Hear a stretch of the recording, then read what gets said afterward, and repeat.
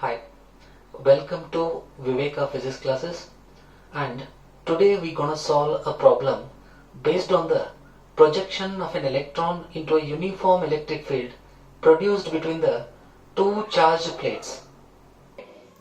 In this problem, we have two identical plates of length 2L and separated by a small distance d, and the upper plate is positively charged with a surface charge density plus sigma, and the lower plate is negatively charged with a surface charge density minus sigma coulomb per meter square. Now, a uniform electric field is produced between the two plates, which extends from the positive plate towards negative plate. Now, a screen is placed at a distance L from the arrangement of the two plates, and now an electron of mass m and charge E is projected horizontally with the initial velocity vector u along the line bisecting the gap between the two plates. Now, on the basis of this, we need to solve the two questions. The first one, find the value of sigma if the electron hits the screen at a point that is at the same height as that of the upper plate. Mean to say, here the electron hits the screen here. If the electron hits the screen here, then what is the value of sigma we need to find. And the second question, find the angle theta that the velocity of the electron makes with the screen when it strikes it. Okay. Now, one important note is given in the problem. While solving, we need to assume that only electric force acts on the electron and there is no field outside the plates. Mean to say, inside the plate we have electric field. If the electron will go outside the plate, there is no field exist. Mean to say, no electric field, no gravitational field, no magnetic field, nothing. So no field exists here. Okay. According to that assumption, we need to solve the problem. Okay. Let us go through the first question, where we need to find the surface charge density of the plate sigma. Okay. Now take a look on the diagram. During the motion of the electron from O to B inside the uniform electric field between the two plates, the force acting on the electron along x-axis is 0.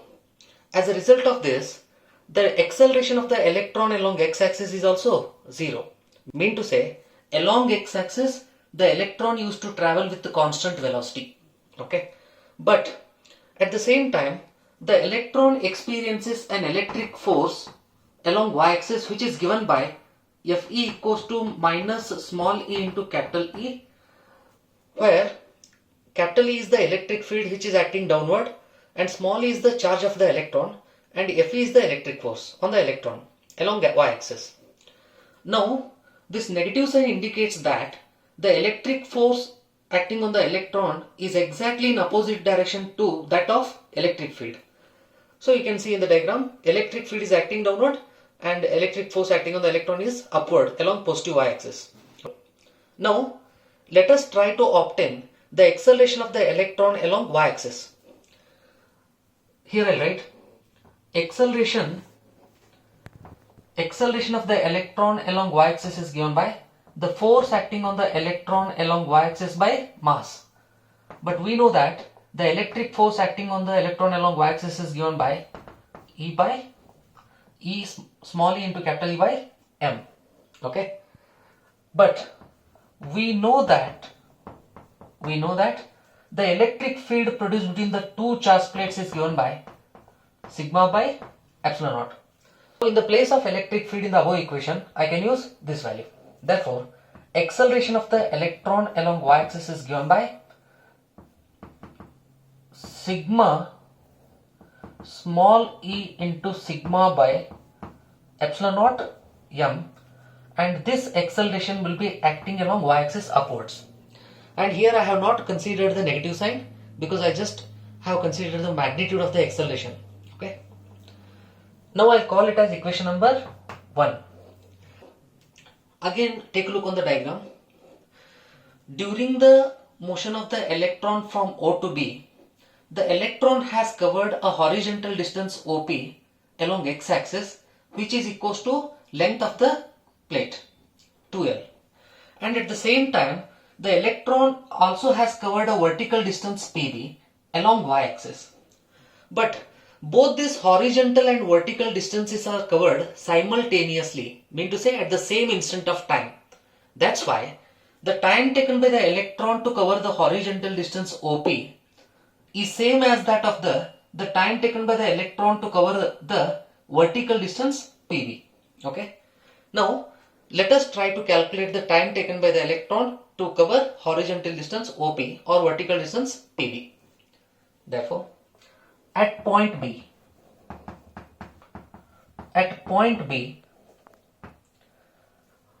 the final velocity along x-axis is equals to initial velocity along x-axis. So now we can write the velocity of the electron along x-axis is given by u equals to distance covered along the x-axis is OP by time taken, let me call it as t1.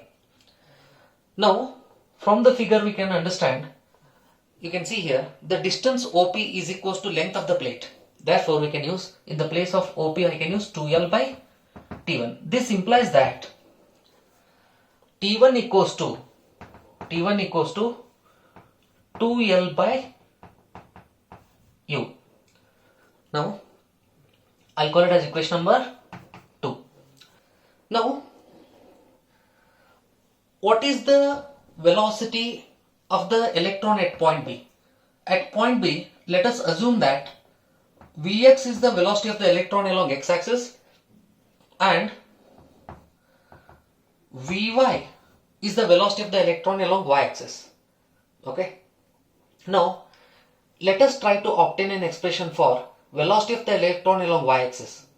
Okay. For that I would like to use a kinematic equation along y-axis, that is given by Vy equals to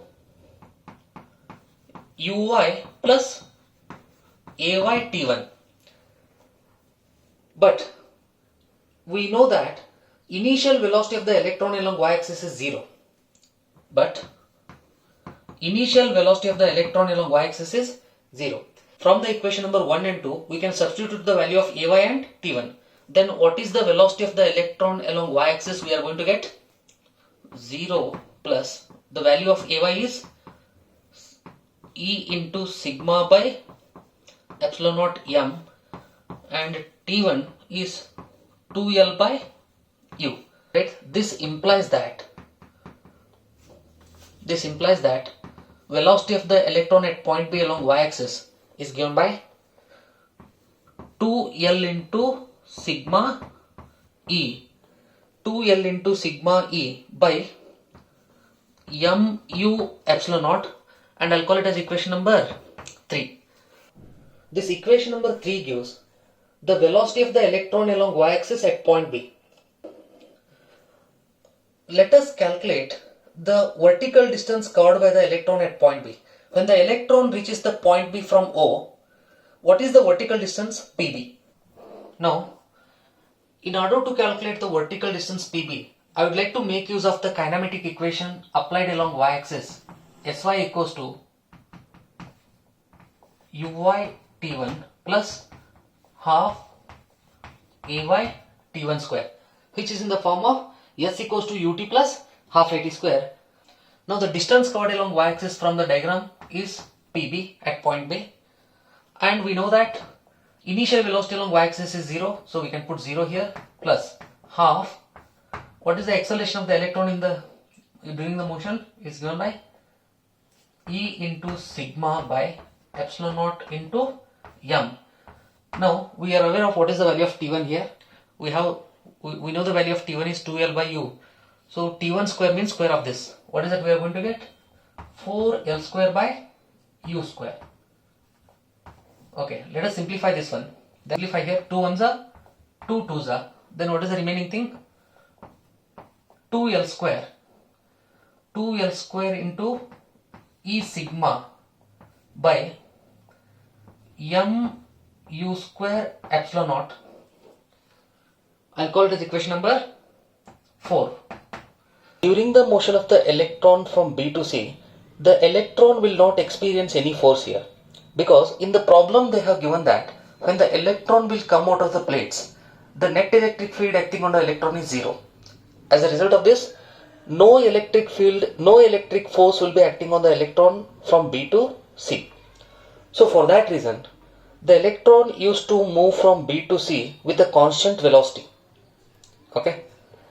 Now during this motion it has covered a horizontal distance BQ and a vertical distance QC. And let us assume that time taken by the electron to cover the vertical distance QC equals to T2.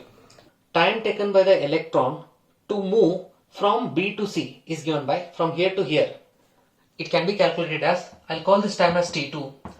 As we know that time T2 equals to, what is the distance covered along x-axis here? L. Okay. Distance by velocity. What is the velocity? U.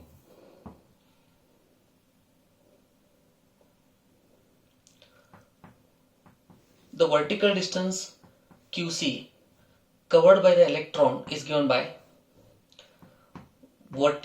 velocity along y-axis into time taken. 2L into sigma E upon mu epsilon naught. And what is the value of T2 we have here? L by U. Therefore, if you simplify this one, what is QC we are going to get? QC equals to 2L square into sigma E upon mu square into epsilon naught, and I'll call it as equation number 5. Take a look on the equation number 5. Equation number 5 gives the vertical distance covered by the electron from Q to C in a time interval T2 with a velocity Vy. But what is the total vertical distance from in this entire what is the total vertical distance covered in time T1 and T2? That is PB plus QC. But according to the diagram, you can see in the diagram they have given this PB plus QC should be equals to D by 2, where D is the separation between the two plates. Therefore, from the figure it is clear that PB plus QC equals to D by 2. Now let us fill the value of PB and QC from the equation number 4 and 5. Okay. Now this term and this terms are same. So we can simply add them as, therefore this is equals to 2 times, or directly we can write, this will be directly 4L square E into sigma by mu square into epsilon naught, that is equals to D by 2. Now after solving this equation, what we are going to get, I'll write directly here.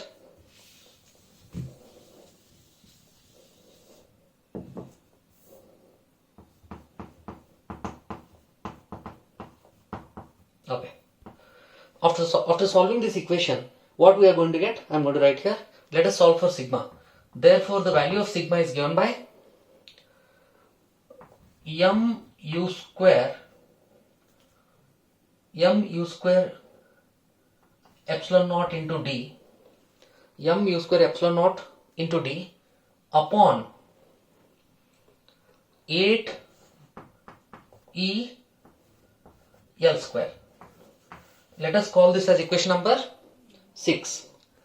So finally we got the answer for the surface charge density of the plate. In the second case they are asking us to find the value of this theta. What is this theta? See, here when the electron travels from B to C, the electron hits the screen at point C. When the electron hits the screen at point C, the velocity of the electron makes an angle theta with a vertical. So theta is the angle made by the velocity vector with the vertical at the point where the electron hits the screen. Now they are asking what is the value of this angle theta. If this is theta, then obviously this angle is also theta. Now we can use this part where I have written at point B velocity along x-axis and y-axis, and we can use this diagram so to evaluate the value of theta. Okay.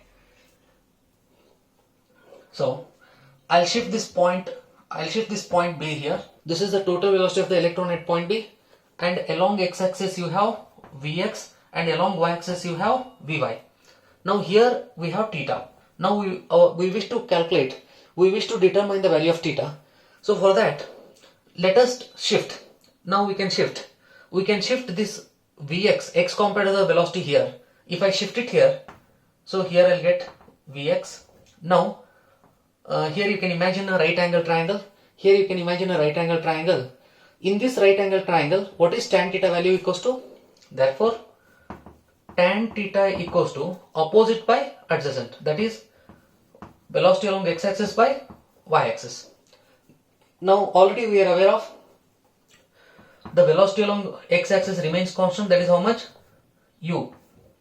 And what is the velocity along y-axis? We know velocity along y-axis is given by 2 L into sigma E. From the equation number 3 you can write 2L into sigma E by m into u into epsilon naught. Now let us simplify this one. Then what I am going to get? Therefore, tan theta equals to mu square epsilon naught upon 2L into sigma E. Now we need to solve for theta. So therefore this equation implies that theta equals to tan inverse of, this equation implies that theta equals to tan inverse of mu square into epsilon naught by 2L into sigma E. And I'll call it as equation number, probably it is 6 or 7. Okay, leave it. No problem. Okay. So this is the last answer. So we have determined the value of theta